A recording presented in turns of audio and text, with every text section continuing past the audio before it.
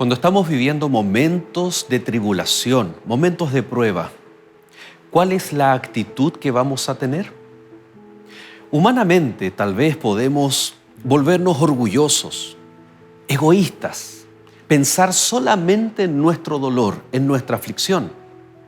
O por otro lado, podemos volvernos más humildes, más enfocados en la voluntad y los propósitos divinos. En la palabra de Dios hay un texto que dice que debe haber en nosotros el mismo sentir que hubo en Cristo Jesús. Así como una semilla tiene que morir para producir vida, o como un sacrificio que debe ser quemado, consumido, para ser agradable delante del Señor, debiera ser esa nuestra actitud que la palabra de Dios nos recomienda en medio de nuestras aflicciones. Te invito entonces a que juntos podamos estudiar este interesante tema aquí en Lecciones de la Biblia.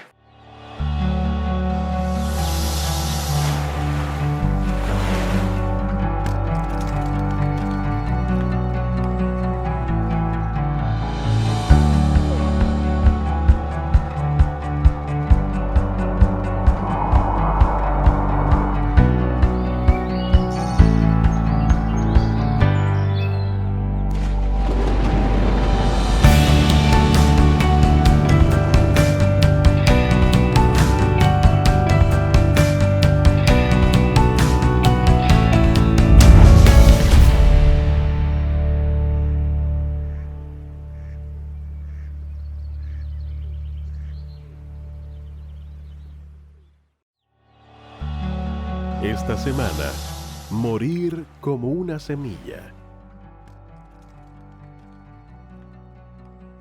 De cierto os digo, que si el grano de trigo no cae en la tierra y muere, queda solo, pero si muere, lleva mucho fruto. Juan, capítulo 12, versículo 24.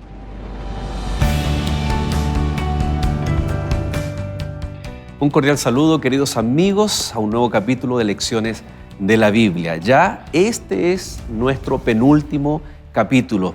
¿Qué le ha parecido esta temporada? Sin duda alguna, maravillosa, cómo la Biblia no solo nos anima, sino también nos aconseja de acuerdo a los principios bíblicos para que en nuestros días poder tomar aquellas decisiones correctas, saber esperar y deleitarnos en Jehová, aún en medio de las aflicciones.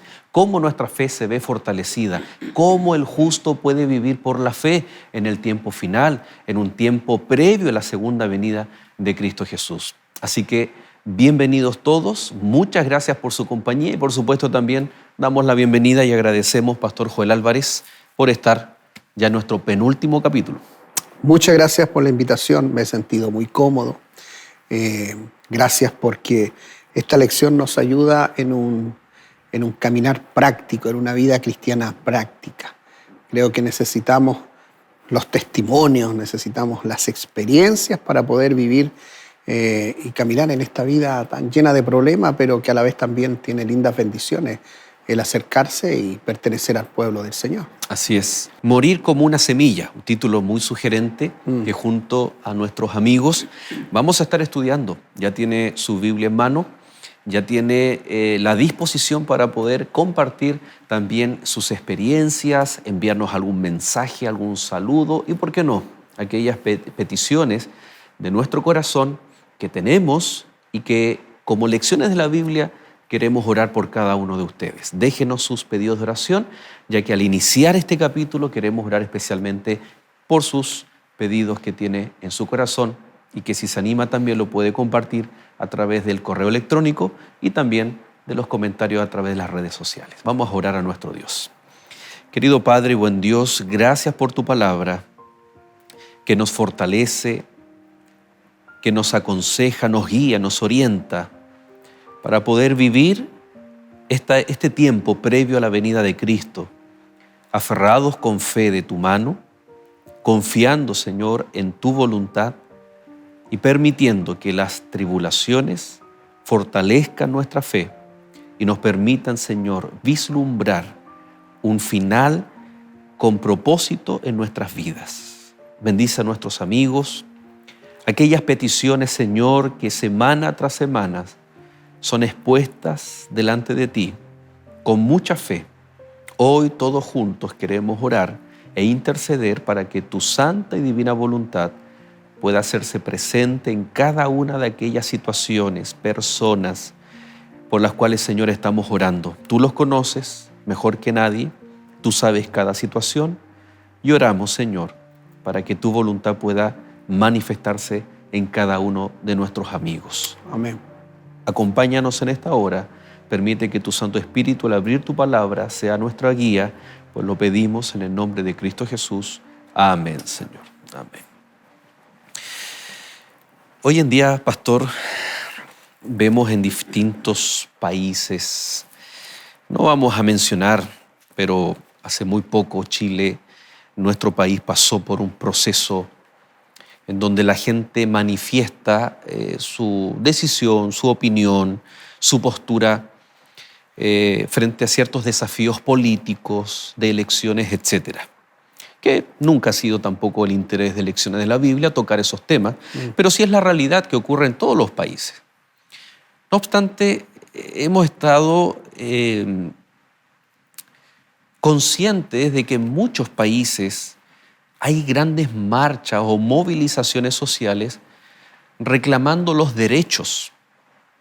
Derechos de igualdad, igualdad de género, igualdad en los salarios, la brecha social, cómo se puede cada vez eliminar, pensiones justas y dignas. Podemos estar muchos minutos hablando de todos los argumentos o los motivos, más que argumentos, los motivos que las personas, los movimientos sociales muchas veces se levantan, pero reclamando sus derechos. ¿Qué ocurre cuando muchas veces a nosotros la palabra de Dios nos dice que incluso debemos renunciar a nuestros derechos?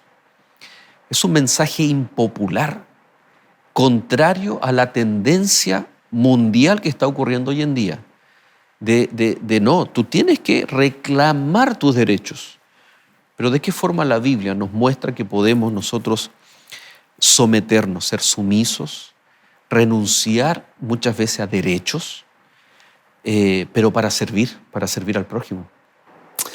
Es una pregunta bien interesante y creo que el ejemplo claro nosotros lo encontramos en la vida misma de Jesús desde sus inicios. Cuando Cristo vino a este mundo, Él sabía, y la Escritura lo menciona de manera clara, vino en el momento preciso cuando la humanidad necesitaba la presencia de Jesús.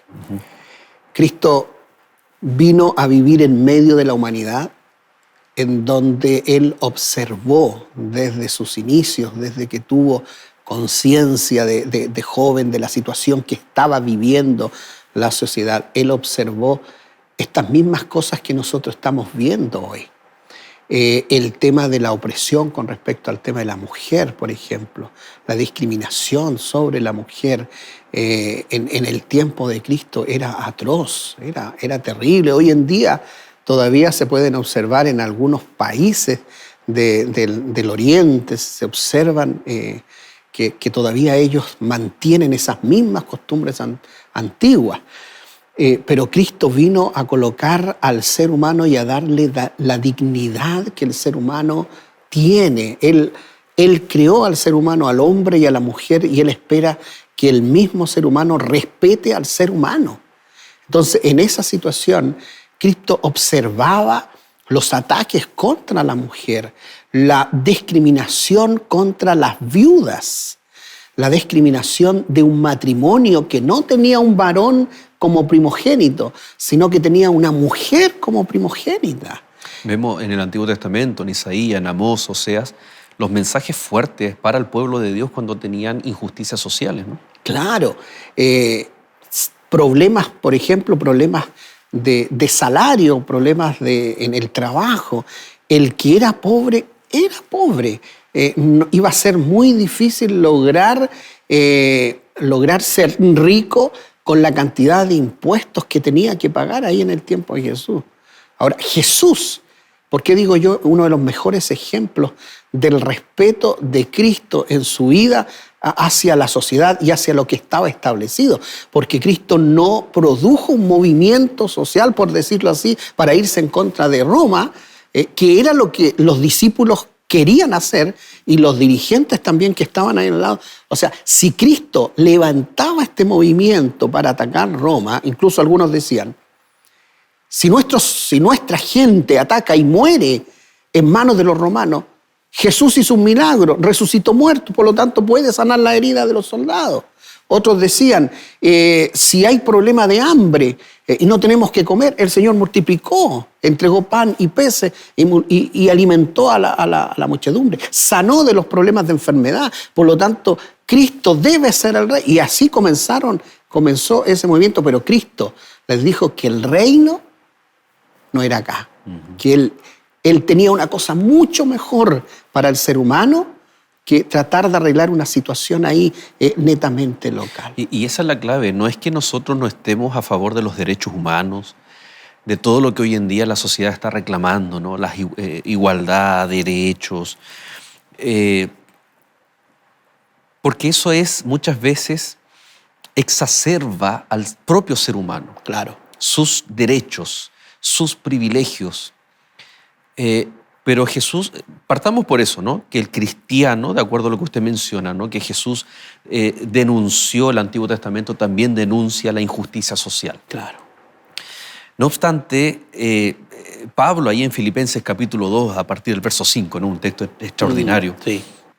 Haya pues en vosotros este mismo sentir que hubo en Cristo Jesús, el cual, y podríamos ahí parafrasear, renunció a su derecho. Para salvar, para rescatar, renuncia a su derecho. La pregunta es, cuando nosotros queremos predicar el Evangelio, servir a otras personas, seguir el método de Cristo, ¿estamos dispuestos a renunciar? ¿Y de qué cosas nosotros debemos renunciar? ¿O morir, como dice la lección? Claro, nuestros amigos que están en casa ahí viendo por medio de la televisión, bien podrían ellos contarnos sus lindos testimonios sobre las renuncias por haber aceptado esta fe. ¿Cuántos de los amigos han dejado familias, han dejado trabajos, han dejado incluso esposa o esposo por llevar adelante este mensaje y esta predicación? Porque Cristo está realizando una labor maravillosa, pero Cristo no les enseñó a sus hijos, a sus seguidores, a apartarse de la gente o discriminar a la gente porque aceptaste un mensaje especial. Al contrario, la Escritura nos insta a que nosotros debiéramos trabajar a deshoras, por decirlo así. La madre, orar, llorar para que sus hijos conozcan la verdad. La esposa, ganar al esposo. Porque el Señor no quiere llevar a la salvación o no quiere salvar solamente a uno, quiere salvar a la familia completa. Entonces, la renuncia que nosotros hemos hecho en diferentes cosas de la vida por aceptar este lindo mensaje va a ser recompensado ¿con qué? Con la paz y la tranquilidad y el vivir eternamente al lado de Cristo, recibiendo sus bendiciones por la eternidad. Así es. Es como el inverso, ¿no? Porque el texto dice, aún siendo igual al Padre, no consideró esto como cosa que aferrarse, sino que se despoja. Claro. Cuando hoy en día el ser humano reclama igualdad, y está bien, entre el hombre y la mujer, temas de los salarios, y está bien. Pero vemos a Cristo que Él se somete y toma una posición de desigualdad. Ya no es igual al Padre, ahora es igual al ser humano.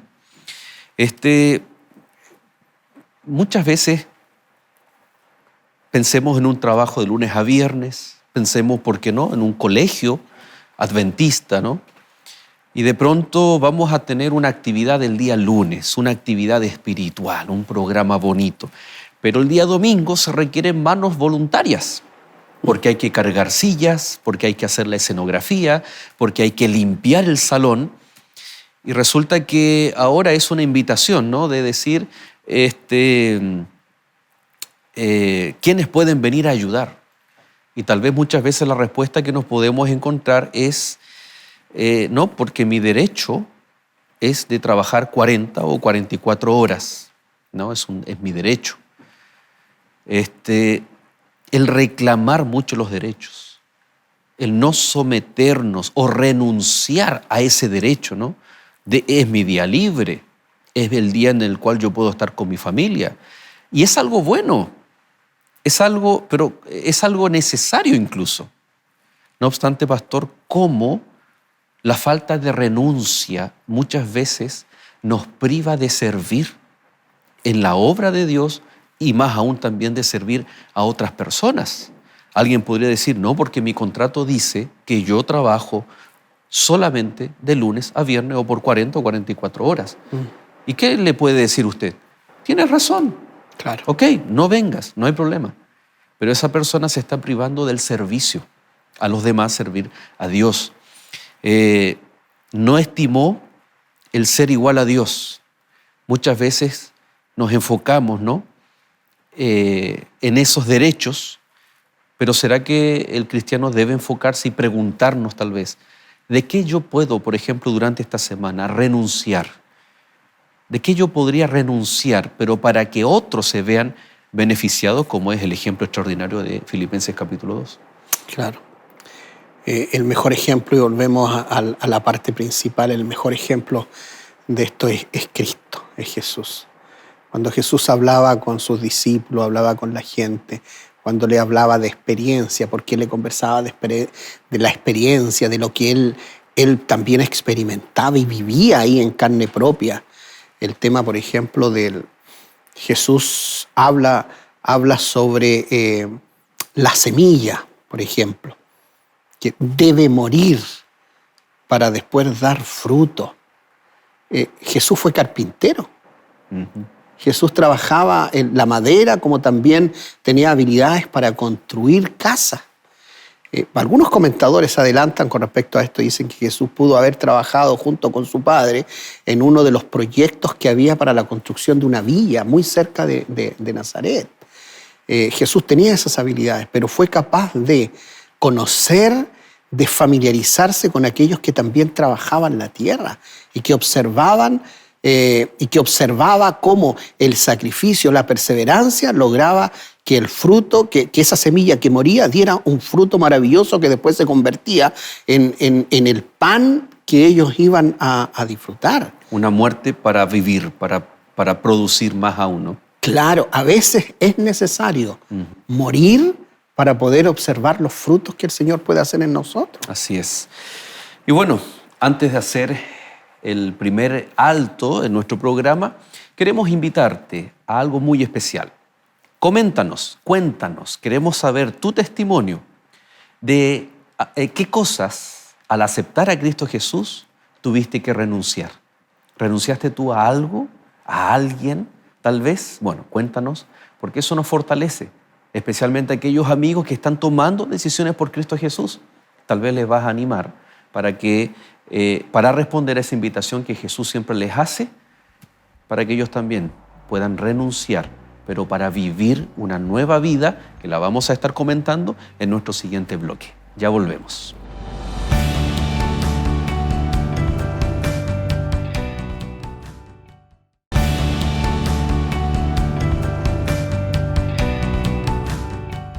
Ya estamos de regreso, queridos amigos, atentos para leer sus comentarios, sus saludos que nos han llegado, sus pedidos, por supuesto, de oración. Queremos saludar a Margarita Rodríguez, que ella nos escribe, nos envía saludos, también a Fátima Santos, ella es de la Iglesia Central de Miami. Un cariñoso saludo a todos nuestros amigos, hermanos de la Iglesia de Miami, especialmente a nuestra amiga Fátima.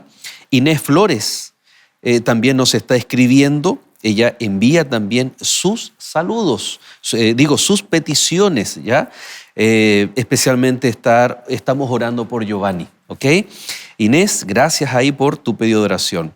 Tenemos también y queremos saludar a Nélida Mora. Ella también nos ha enviado varios mensajes, saludándonos, mostrándonos también aquellas peticiones que desea que podamos juntos estar orando. Claudia Techera, desde Uruguay. También muchas gracias, Claudia. Priscila Tolosa también nos está escribiendo, Sebastián Guisi desde Mendoza, Argentina, y así tenemos muchos amigos, Mirta Araya, que también nos escribe, Nélida Mancuello desde Paraguay, Margot Silva, y así sucesivamente tenemos a muchos amigos que nos están escribiendo semana tras semana. Y por último, queremos saludar a Yadira Borges Pérez, que ella también expresa su pedido de oración, pero a la vez que tiene fe y confianza en nuestro Señor. Así que, queridos amigos, les invitamos, les motivamos a que usted semana tras semana continúe escribiendo aquí a Nuevo Tiempo a través del correo electrónico y también a través de las redes sociales, los mensajes que pueden llegar y así poder estar orando, estar en contacto los unos con los otros, ¿ok? Muchas gracias desde ya por esos saludos, por esos mensajes en cada capítulo.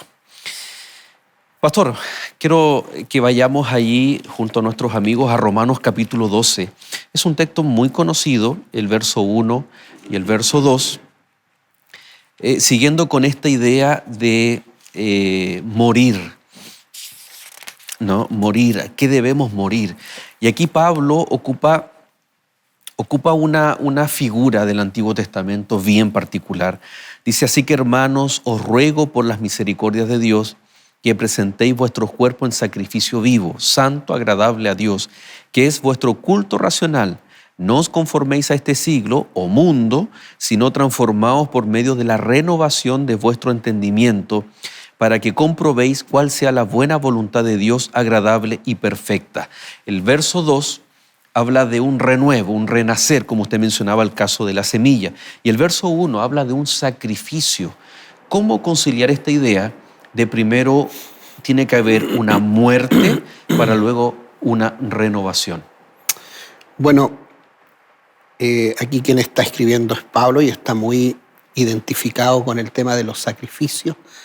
En este caso del corderito, del becerro, de lo que se entregaba y que entregaba el pueblo para el perdón de los pecados, una renovación continua, diaria, una entrega continua hacia Dios. Por lo tanto, Pablo conoce muy bien ese concepto y cuando él hace esta referencia de un sacrificio vivo, él espera que y concibe también en su propia vida, y él lo experimentó en su propia vida, la privación de muchas cosas que nosotros creemos que son buenas y que pueden estar entorpeciendo nuestra comunión o nuestra vida con nuestro Creador.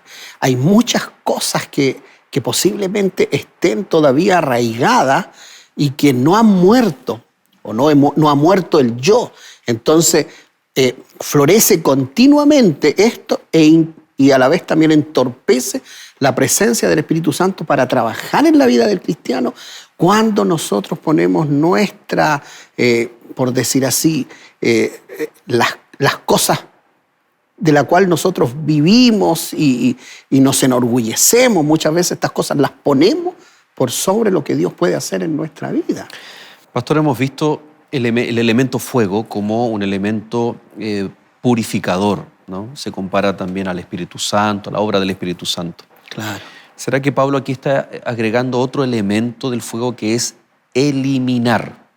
¿Por qué? Estoy pensando, y lo más probable, y aquí usted me puede corregir, lo más probable es que Pablo está pensando, cuando habla de sacrificio, está pensando en el más común, el más general y el más abarcante del Antiguo Testamento, que era el holocausto. Y una de las particularidades del holocausto era que todo lo que era puesto en el altar, todo era quemado. Claro. Algunos otros sacrificios, una porción era para el sacerdote, otro era quemado cierta porción del animal, no todo. Entonces, acá nosotros vemos que ¿será que Pablo, Dios a través de Pablo nos está diciendo que hay una parte, o más que una parte, hay una esencia del ser humano que debe ser puesta sobre el altar para que el fuego, no sé si decir, por eso es la pregunta, lo elimine? Porque Pablo podría haber usado otra figura, pero está usando la figura de un holocausto, todo quemado. La palabra holocausto en el original tiene dos significados, ¿no? Todo quemado y también tiene el concepto de lo que asciende. Por lo tanto, él le está diciendo que nuestra vida viva un proceso de eliminar algo y luego este ascender es presentarnos delante del Señor. Y ahí está el concepto de adoración, ¿no? Lo que se presenta es a través de la adoración. ¿Es así, pastor? Un fuego que no solo purifica, sino que es capaz de eliminar. ¿Y qué es lo que debería eliminarse o morir en nuestra vida? Mira, la Escritura es clara en mencionar que no hay nada bueno en nosotros. Nuestros pensamientos, nuestras actitudes, nuestra voluntad, todas esas cosas muchas veces entorpecen la presencia del Espíritu Santo. Y es necesario morir en nuestra condición, que aquellas cosas que consideramos que nos podrían, entre comillas, ayudar a alcanzar la salvación. El Señor dice, todo lo que tú piensas que puedes hacer debe ser destruido, debe ser quemado, debe ser consumido. Porque lo único que nos permite, digamos, acceder a la salvación es que nosotros aceptemos a Jesús como su Salvador personal. Pablo lo entendía muy bien. Pablo fue humillado. Pablo pensaba que antes de conocer a Cristo, que toda la actividad que él hacía era en beneficio a este mensaje que él había entendido desde pequeño, del cual había sido instruido. Él amaba a Dios por sobre todas las cosas, pero estaba errado en el cometido. Él no logró comprender que aquel que amaba era Cristo, que aquel que perseguía era el que lo había creado. Entonces, cuando Cristo lo humilla, cuando él cae en humillación, tiene que pasar mucho tiempo para que él recién pudiese levantarse. Me parece que son 3 años, si no me equivoco. 3 años que tuvo que perseverar, que tuvo que orar, que fue humillado para reconocer su situación de que él por sí mismo no podía alcanzar ni lograr la salvación, que necesitaba de aquel el cual él perseguía para que pudiese, en este caso, salvarlo. Creo que esa es una de las imágenes que más nos podría ayudar a considerar que necesitamos morir al yo para que Cristo pueda hacer su lindo trabajo de modelarnos. Ahora, la experiencia pasada que hemos vivido, que mis amigos han vivido también antes de aceptar a Jesús como su Salvador personal. ¿Cómo eran antes de conocer a Jesús? Y después que conocieron a Cristo, ¿cómo se realizó este cambio? Mirar hacia atrás y decir, wow, yo no lo hice, lo hizo Dios. Porque yo con mis propias fuerzas o mi propia voluntad hubiese sido imposible. Y con eso se está testificando de una forma poderosa y por ende predicando el Evangelio. Claro que sí, claro. Pastor, en el verso 1, Pablo dice culto racional. El verso 2 dice la renovación de vuestro entendimiento para que comprobéis cuál sea la buena voluntad de Dios, agradable y perfecta.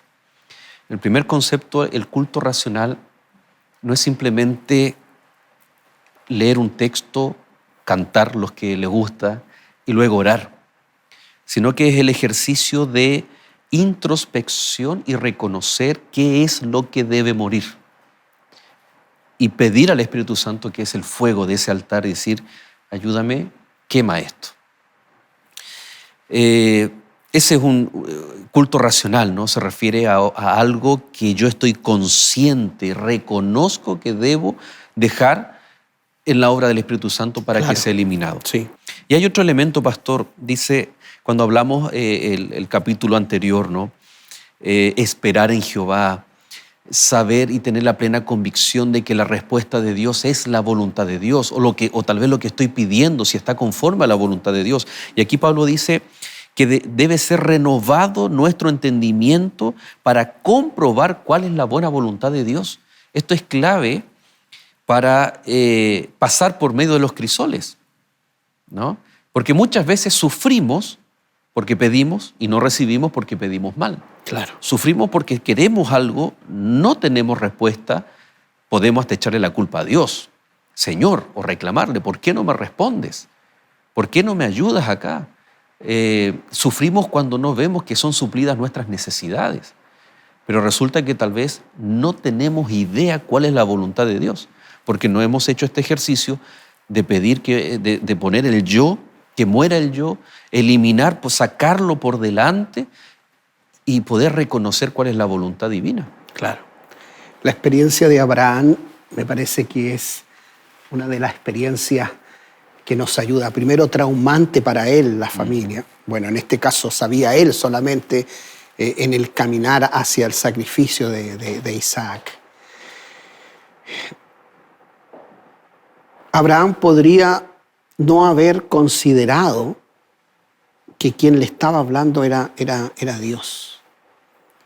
Porque cuando Dios le dice que debe tomar a su hijo, su único hijo, y llevarlo a un sacrificio, Abraham sabía que los mundos paganos, que los pueblos paganos sacrificaban a sus hijos, que de vez en cuando tomaban a los primogénitos y los ponían sobre los brazos encendidos de los dioses para que estos se quemaran vivos ahí en el fuego, mientras la gente saltaba de alegría, aplaudiendo, totalmente descompuesto el ser humano ahí, agradando a un Dios completamente pagano.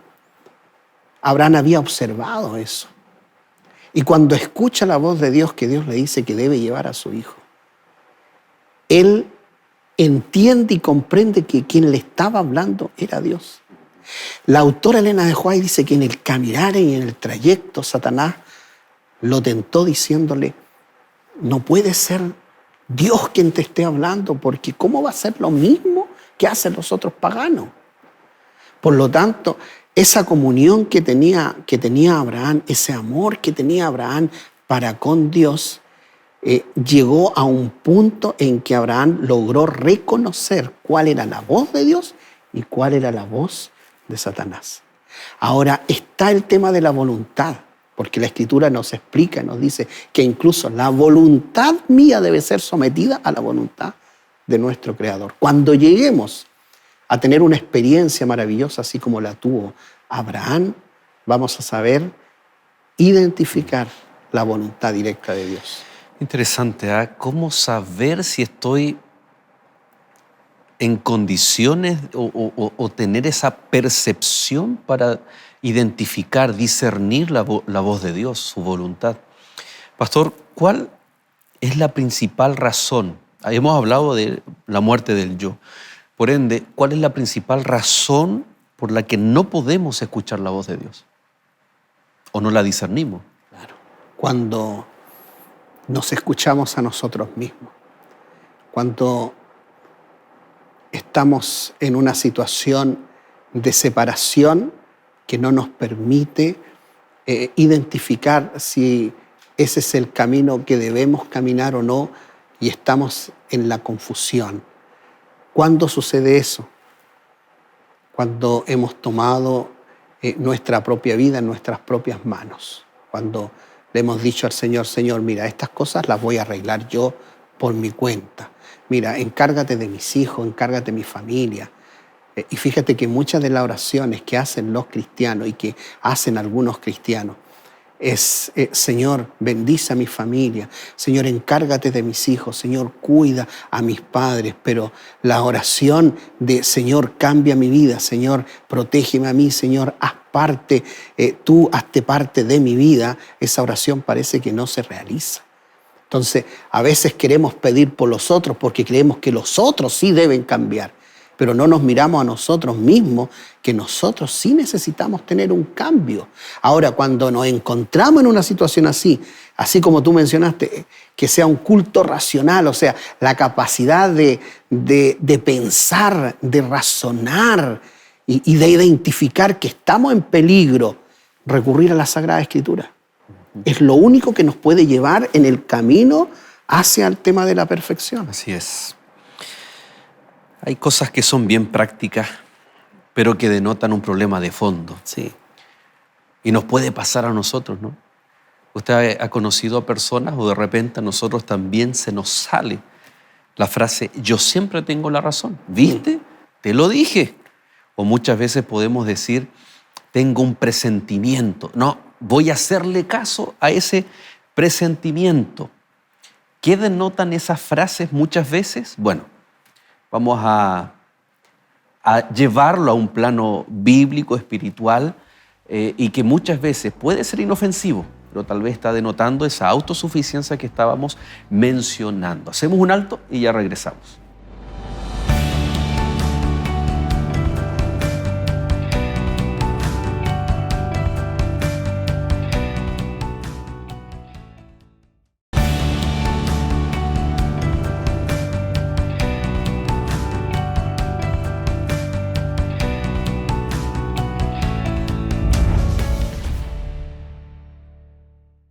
Hola, quisiera preguntarte algo. ¿Cuándo fue la última vez que hablaste con el Señor? ¿Sabías que al leer su palabra te comunicas con Él? Cada día el Señor te está llamando para entablar una conversación íntima y cercana con Él. En las Sagradas Escrituras ha dejado indicaciones precisas para que sepas la manera correcta de llegar a Él. Descubre más solicitando la guía de estudio La Biblia Habla. Escríbenos a los números que aparecen en pantalla y la enviaremos totalmente gratis hasta tu hogar. Te estaremos esperando.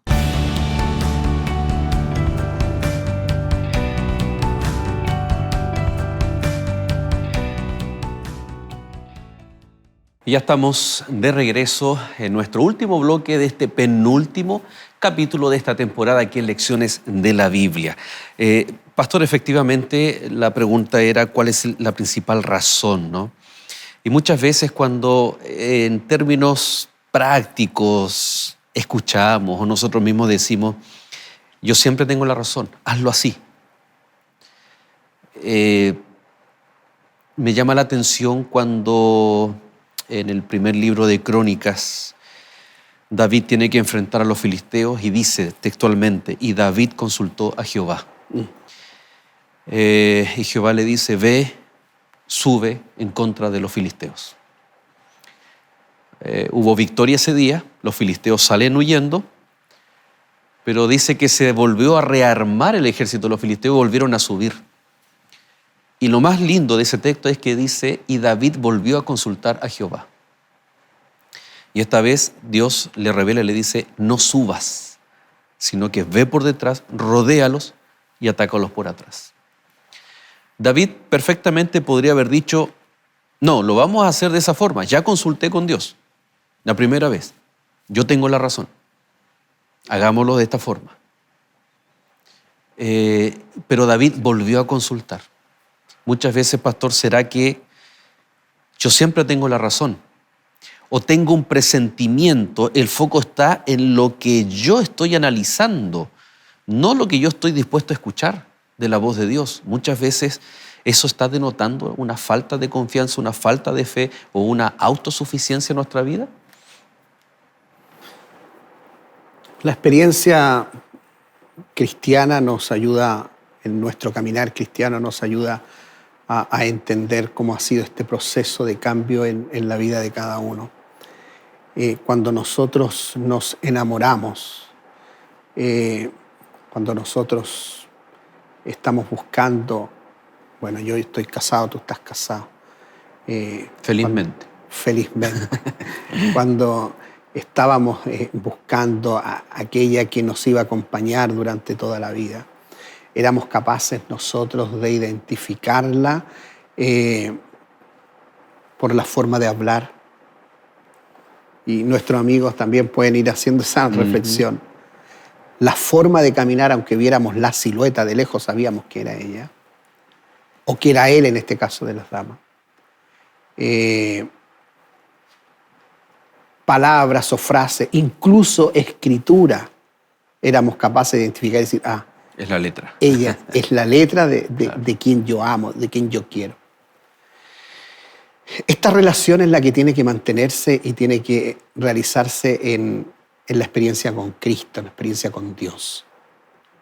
Aprender no solamente a escuchar su voz, sino que aprender a leer y saber que lo que estamos leyendo lo escribió Él. Esas experiencias diarias y continuas nos ayudan a acercarnos cada vez más al Señor. El tema está en que muchas veces queremos tomar nosotros el control de nuestra propia vida y no preguntar o no decir, Señor, ¿es el camino correcto que debo caminar? ¿Es hacia allá donde yo tengo que ir? ¿O tú tienes otro plan? A veces solemos decir, no, yo voy a caminar por esto. El Señor me tiene que ayudar en el camino. Si yo voy para allá, el Señor me tiene que ayudar. Si yo voy a meterme a un lugar peligroso, el Señor me va a cuidar.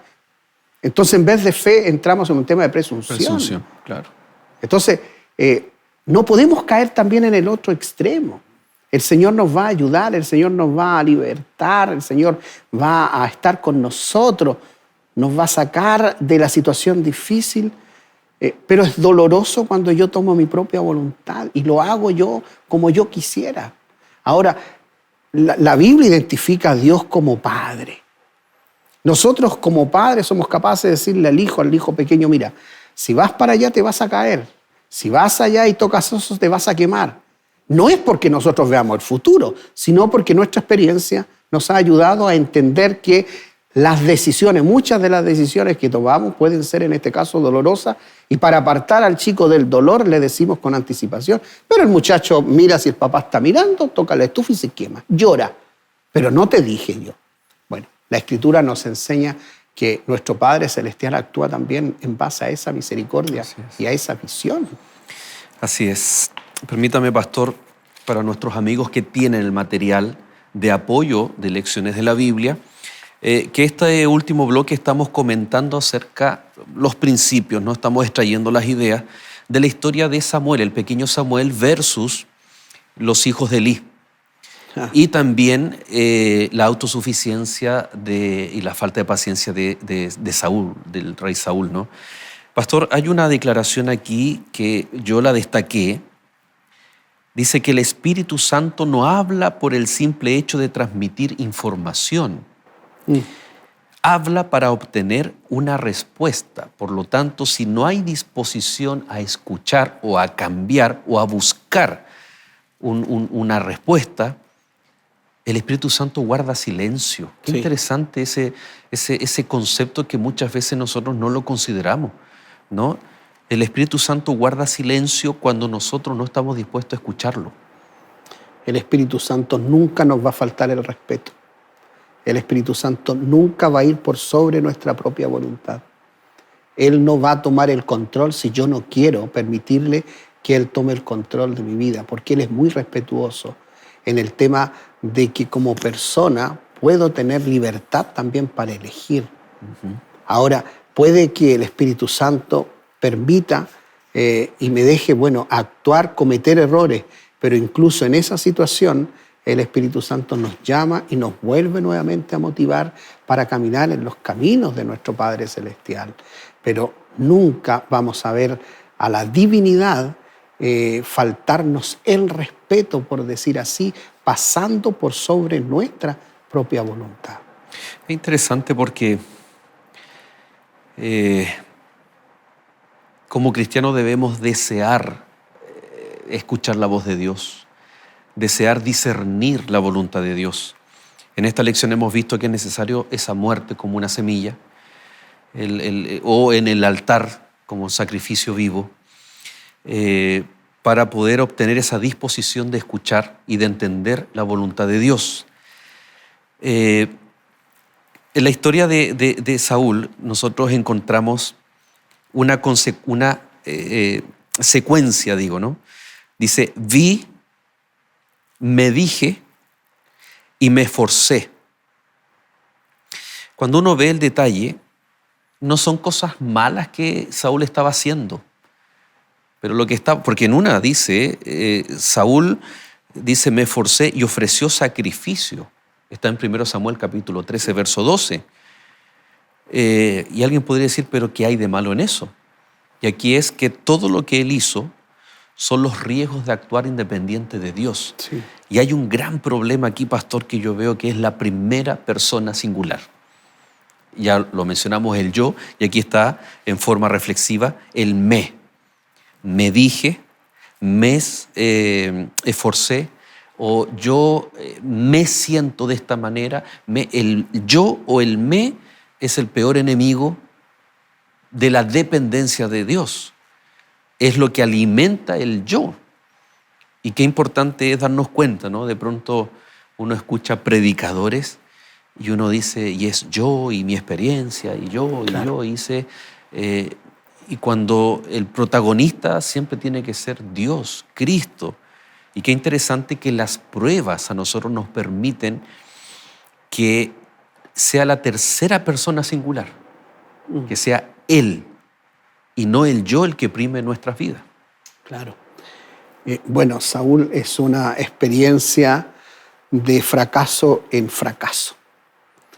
De partida no fue la voluntad de Dios que él fuera el rey del pueblo, sino que fue la voluntad del pueblo y el Señor respetó esa decisión. Ahora, casi es la misma situación también que sucedió con Moisés, cuando el pueblo le reclamó y le dijo, mira, no queremos escuchar la voz de Dios porque nos produce temor. Háblanos tú, por intermedio. Las palabras que Dios diga, las queremos escuchar de ti. ¿Cómo debe haberse sentido el Señor que sus propias criaturas, sus propios hijos, decidieran no escucharlo? Y Saúl es uno de los ejemplos claros de dependencia de uno mismo. Saúl tenía muchas características físicas que hacían de un hombre interesante. Era un hombre inteligente, era un hombre alto, tenía aporte, era un hombre de guerra. Por lo tanto, muchas de las cosas que él tenía, claro, lógicamente en términos humanos, era la persona ideal para ocupar el puesto como rey. Pero Dios quería ser el rey del pueblo. Entonces, esta situación llevó a que Saúl dependiera de sí mismo a tal punto que cayó en la bajeza de consultar a los demonios por una situación que él quería de manera específica para ver que le fuera bien con respecto al tema de la guerra, de seguir conquistando o no. Y como se dice, y esa fue la gota que rebalsó el vaso, ¿no? Claro. Pero que denota toda una tendencia. No era la voluntad de Dios que él fuera el rey, pero aún así cuando el pueblo lo pide, Dios le provee. Sí. A través del ungimiento, el Espíritu Santo, que esté ahí la voluntad, pero cuando no estuvo esa disposición a escuchar, vemos que ahí él ocupó ciertas estrategias que no estaban dentro de los caminos de Dios. Y la pregunta podría ser, ¿cuántos de los que observaron la vida de este rey fueron capaces de ver que la decisión fue una mala decisión del pueblo de elegir a este personaje?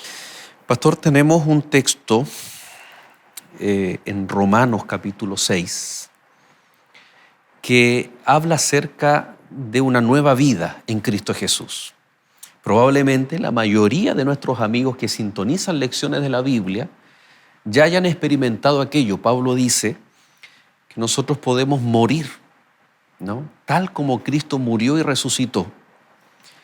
Pablo está hablando ahí acerca del bautismo, ¿no? Y probablemente muchos de nuestros amigos cristianos, adventistas, han experimentado el bautismo por inmersión por agua en Cristo Jesús.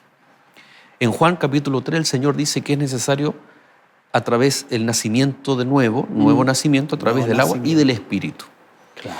Tal vez, pastor, nos quedan los minutos ya para hacer una invitación a nuestros amigos y como estamos también ya cerrando nuestra temporada, hacer una doble invitación, primero a nuestros amigos que aún no han tomado la decisión por Cristo de entregar sus vidas a través del bautismo, que es morir a una vida antigua y nacer una nueva vida. Y los que ya hemos hecho, ¿será que ya no tenemos nada que hacer? La lección de esta semana nos deja un gran desafío también a los que ya hemos muerto a una vida antigua, hemos nacido en Cristo Jesús una nueva vida, pero ahí no está todo hecho. Continúa también un trabajo de comunión en Cristo Jesús. Claro. ¿Le parece, pastor? Lindo desafío, doble llamado, invitación a dos lindos grupos, amigos que se están preparando y aquellos que ya hemos tomado también la decisión y que seguimos preparándonos para cuando Cristo venga. La vida cristiana no es una vida fácil.